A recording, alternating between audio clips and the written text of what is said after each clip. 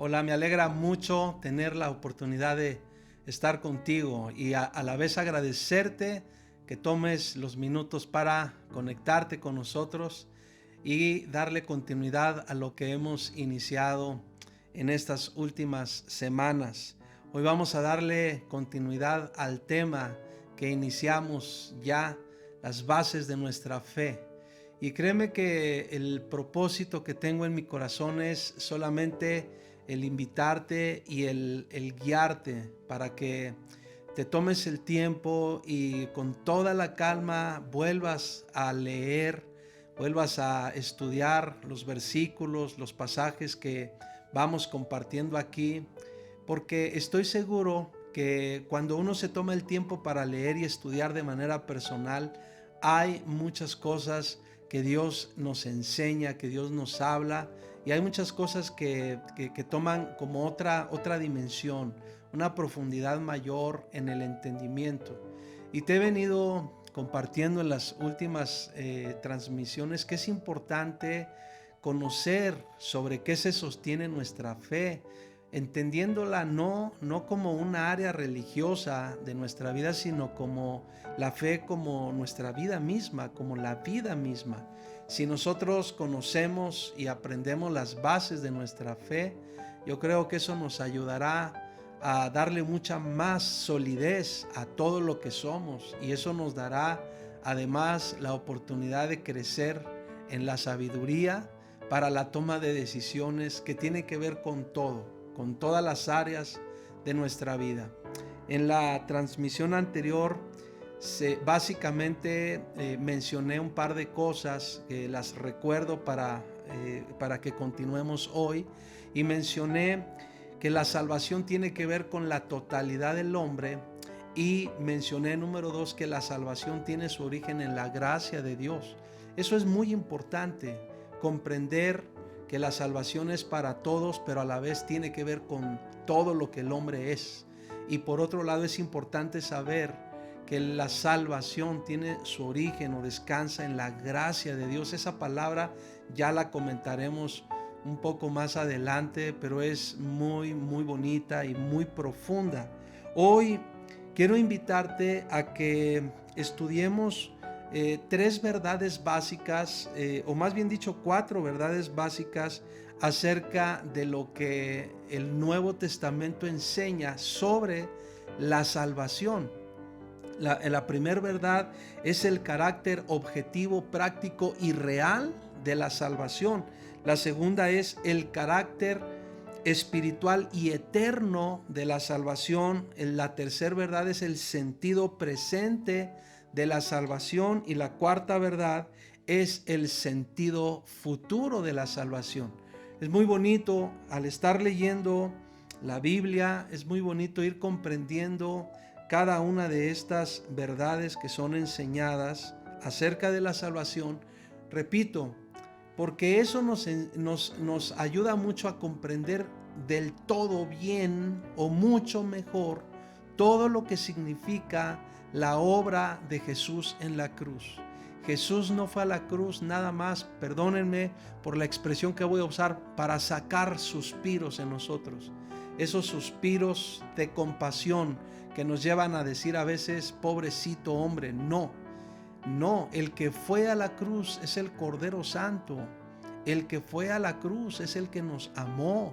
El que fue a la cruz es el Rey de Reyes y el Señor de los Señores. Y Él fue a la cruz con un plan y con un propósito muy claro, muy definido, y es salvarte a ti y a mí, salvarnos a nosotros, salvarnos a los hombres. Entonces hay que entender la salvación en toda su dimensión y no nada más de una forma romántica. Así que vamos a leer varios pasajes para ir comprendiendo cada una de estas verdades. Vamos a leer, por favor, el primer pasaje, Lucas capítulo 1, versículos 69 al 71. Y este primer bloque de versículos que vamos a leer describen el carácter objetivo, práctico y real de la salvación. Miren cómo dice Lucas 1, 69 al 71. Dice así: y nos levantó un poderoso Salvador en la casa de David su siervo, como habló por boca de sus santos profetas que fueron desde el principio.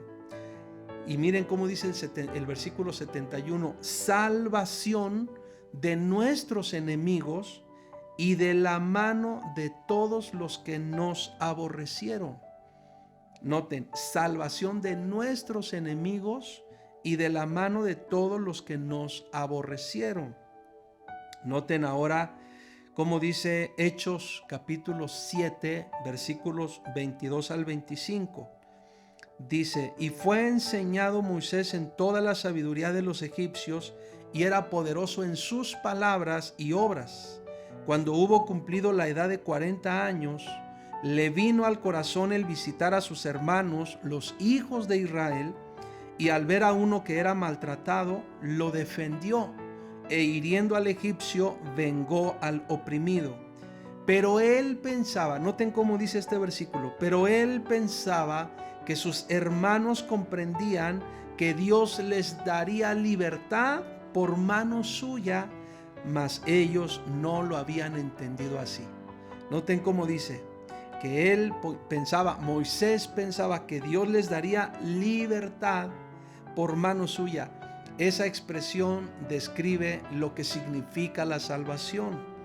Ahora acompáñenme por favor a leer Hechos 27, versículos 36 al 36.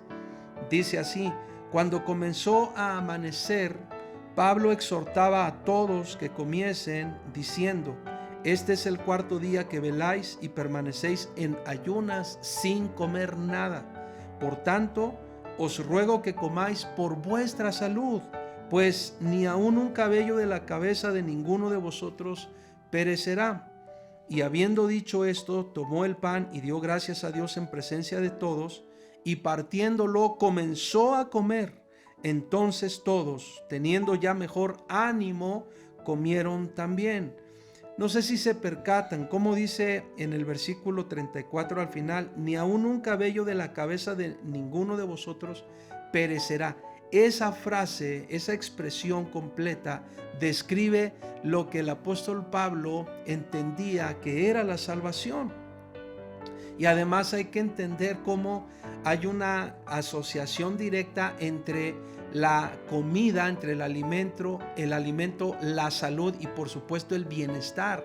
Entonces, esto es importante para comprender, repito, el principio que nos enseña el carácter objetivo, práctico y real de lo que es la salvación. Leamos ahora Filipenses 1:19. Dice la Escritura: porque sé que por vuestra oración y la suministración del Espíritu de Jesucristo, esto resultará en mi liberación. Y el apóstol Pablo está hablando o está hablando de una situación en la que él se encontraba, él estaba preso, y él está hablando entonces de un acto de salvación, pero manifestado a través de su liberación, de una liberación real, el salir de una prisión o de una cárcel. Pero ahora acompáñame a leer Hebreos 11:7. Dice: por la fe Noé, cuando fue advertido por Dios acerca de cosas que aún no se veían, con temor preparó el arca, y noten cómo dice, en que su casa se salvase. Y por esa fe condenó al mundo y fue hecho heredero de la justicia que viene por la fe. Por ejemplo, en este caso, Noé vivió una situación literal en la que estaba en riesgo toda su familia o la vida de toda su familia, y el acto o la acción, la obra, la gran obra a la que fue llamado por Dios, resultó en términos prácticos, resultó en la salvación de sí mismo y en la salvación de su casa.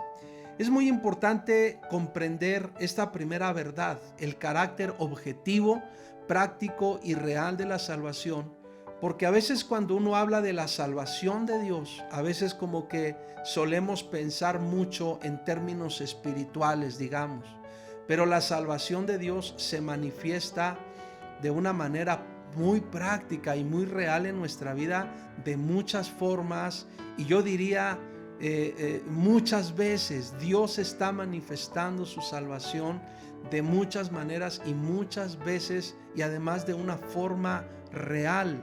Y hay que comprender ese carácter objetivo que tiene la salvación.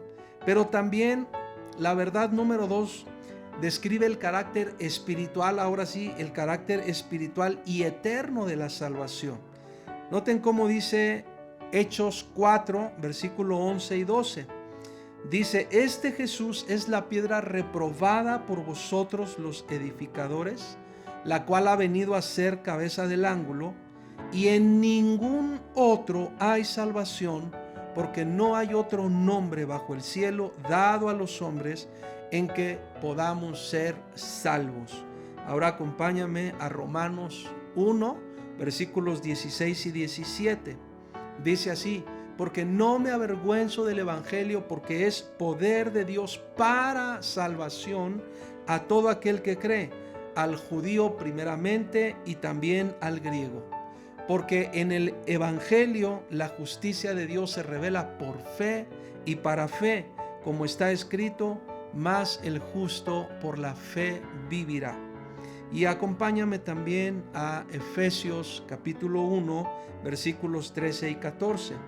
Dice así este par de versículos: en él también vosotros, habiendo oído la palabra de verdad, el evangelio de vuestra salvación, y habiendo creído en él, fuisteis sellados con el Espíritu Santo de la promesa, que es las arras de nuestra herencia, hasta la redención de la posesión adquirida para alabanza de su gloria. Si se dan cuenta, cuando uno lee versículos como estos y entonces uno ve la conexión que hay, por ejemplo, entre la persona de Jesús, entre la fe, entre el Espíritu Santo, entre el Evangelio mismo, son términos o son conceptos que los tenemos, digamos, quizás como muy ubicados en la casilla que a veces hemos definido como la casilla de la religión. Sin embargo, cuando nosotros leemos lo que se dice en cada uno de estos pasajes, uno puede comprender cómo la salvación tiene un carácter espiritual y un carácter eterno. Y así como hace un momento mencioné el carácter objetivo, práctico y real de la salvación, también debemos comprender que la salvación tiene un carácter espiritual y eterno. Dios vio al hombre como un hombre a su imagen y a su semejanza. Dios vio al hombre y lo ha visto siempre como un hombre libre, como un hombre cabal, como un hombre completo. Y entonces cuando se empieza a manifestar en la historia del hombre este plan de rescate, Dios tiene en su corazón y a través de cada uno de sus hechos en la historia, Dios tiene el plan de salvar al hombre y llevarlo a vivir en un entorno de fe, en un entorno de gracia, con el sello del Espíritu Santo en el corazón y por supuesto bajo el señorío y el gobierno de Jesucristo. Y para comprender el carácter espiritual y eterno de la salvación es que tenemos entonces que conocer más a Jesucristo, tenemos que conocer más las Escrituras para comprender bien cuál es el sentido de la fe de la que se habla aquí, que nosotros debemos estar edificando continuamente. Y eso nos va a ayudar también a comprender cómo la salvación se manifiesta en nuestro espíritu, en nuestra alma, y cómo cuando la salvación de Dios se manifiesta en nuestro espíritu y en nuestra alma, eso se refleja, por supuesto, en nuestras actitudes, en nuestros hábitos, en nuestros comportamientos, etc. Entonces, la salvación también tiene un carácter espiritual y eterno. La tercera verdad es que hay que comprender el sentido presente de la salvación. Muy importante. Miren cómo dice Filipenses 2, 12 y 13. Dice: por tanto, amados míos, como siempre habéis obedecido, no como en mi presencia solamente, sino mucho más ahora en mi ausencia. Noten cómo dice: ocupaos en vuestra salvación con temor y temblor, porque Dios es el que en vosotros produce así el querer como el hacer por su buena voluntad. Tú y yo no podemos descuidar en ningún momento la salvación, porque la salvación es algo presente. Así como tiene un carácter espiritual y eterno, la salvación también es algo presente en nuestra vida. Acompáñame a leer primera de Pedro, capítulo 1, versículos 6 al 9. Dice: en lo cual vosotros os alegráis, aunque ahora por un poco de tiempo, si es necesario, tengáis que ser afligidos en diversas pruebas, para que sometida a prueba vuestra fe, mucho más preciosa que el oro, el cual, aunque perecedero, se prueba con fuego, sea hallada en alabanza, gloria y honra, cuando sea manifestado Jesucristo, a quien amáis sin haberle visto, en quien creyendo, aunque ahora no lo veáis, os alegráis con gozo inefable y glorioso, obteniendo el fin de vuestra fe. Noten que es la salvación de vuestras almas. Acompáñame a leer 2 de Timoteo 3, 14 y 15. Dice: pero persiste tú en lo que has aprendido y te persuadiste, sabiendo de quién has aprendido, y que desde la niñez has sabido las sagradas escrituras, las cuales te pueden hacer sabio para la salvación por la fe que es en Cristo Jesús. Ahora acompáñame a leer Hebreos capítulo 2, versículos 1 al 4. Dice: por tanto es necesario que con más diligencia atendamos a las cosas que hemos oído, no sea que nos deslicemos. Porque si la palabra dicha por medio de los ángeles fue firme, y toda transgresión y desobediencia recibió justa retribución, ¿cómo escaparemos nosotros si descuidamos una salvación tan grande, la cual, habiendo sido anunciada primeramente por el Señor, nos fue confirmada por los que oyeron, testificando Dios juntamente con ellos, con señales y prodigios y diversos milagros y repartimientos del Espíritu Santo según su voluntad? Cuando uno habla del sentido presente de la salvación, si te das cuenta en estos pasajes que leímos, hay un llamado a cuidar o a no descuidar, a atender. La experiencia presente del poder de Dios hay que entenderla, que se está manifestando todo el tiempo para sacar o para librar al hombre de un estado de esclavitud o de opresión a causa del pecado. Entonces, la salvación tiene un sentido presente porque Dios nos está llevando en este tiempo cada día a eso precisamente, a sacarnos y a sacarnos y a sacarnos de todo tipo de opresión o de todo tipo de esclavitud.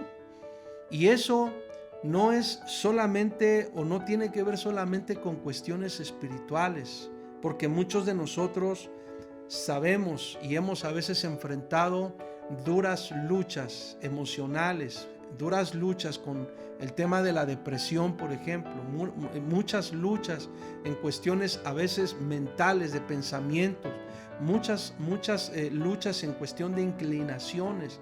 Así que tú y yo debemos aprender que la salvación tiene un sentido presente. Pero también la cuarta verdad que comentaremos en esta ocasión es el sentido futuro de la salvación.